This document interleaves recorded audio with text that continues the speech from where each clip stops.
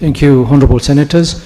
Honorable Senators, we are going to defer question number 18, question number 20, question number 21, and question number 30, and allow the CS to reply to the questions that have already been asked.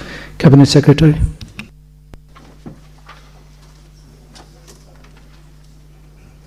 If you may, Mr. Speaker, I will, if you allow me, I'll do it chronologically so that I start with question number 11 and then it flows. On the first question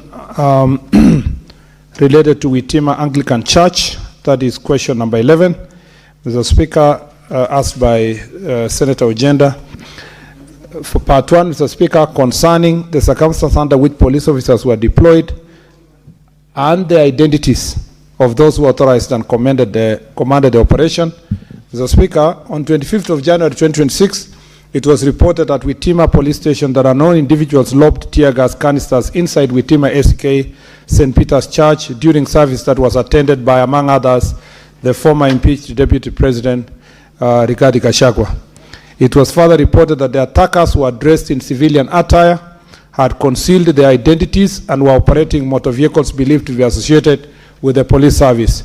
The individuals caused extensive damage to motor vehicles that had been parked within the church compound. Following the report, the Nyeri County Security Team visited the scene for inspection and processing. Inquiry file number 1 of 2026 was opened by the Directorate of Criminal Investigation, Nyeri South, to investigate the circumstances surrounding the incident.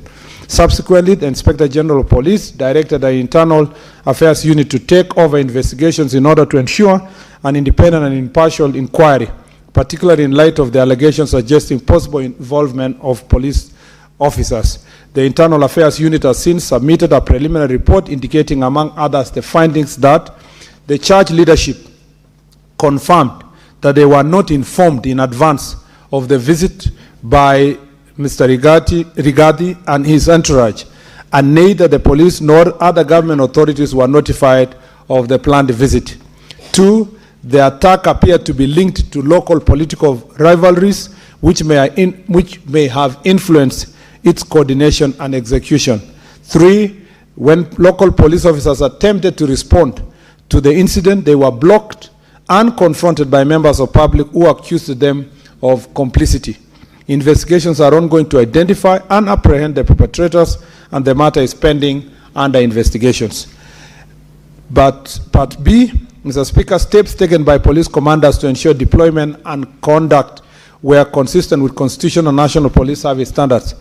Honorable Speaker, following the incident, an internal inquiry established that no formal request for police security had been submitted by the church in respect of the service. Additionally, the officers commanding police station Witima had not received a prior notification of the event and was unaware of any high-profile guest, high-profile guests would be in attendance.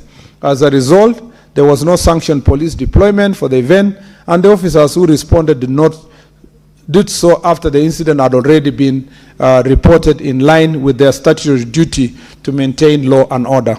Number 3, Part 3, internal controls and supervisory review mechanisms governing police deployment to sensitive civilian settings. The deployment of police officers to provide security in public functions, including events held in places of worship, is governed by the Public Order Act, which outlined procedures for notifying the police of a planned public gatherings.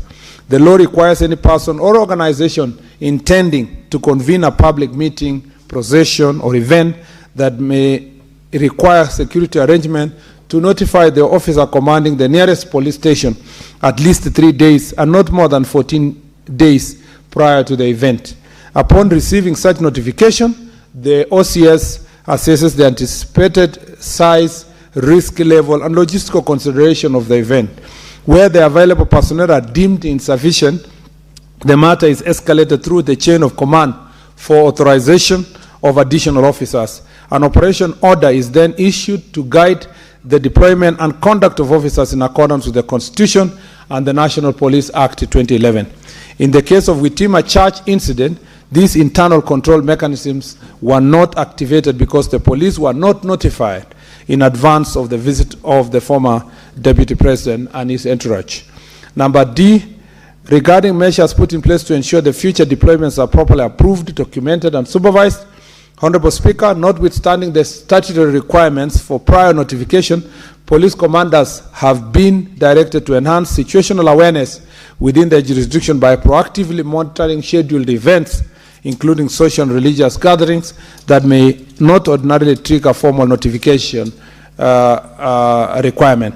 This directive is intended to enable commanders to take timely risk assessment and, where necessary, put in place appropriate preventive security measures to forestall potential breaches of peace, particularly where high-profile individuals may be in attendance.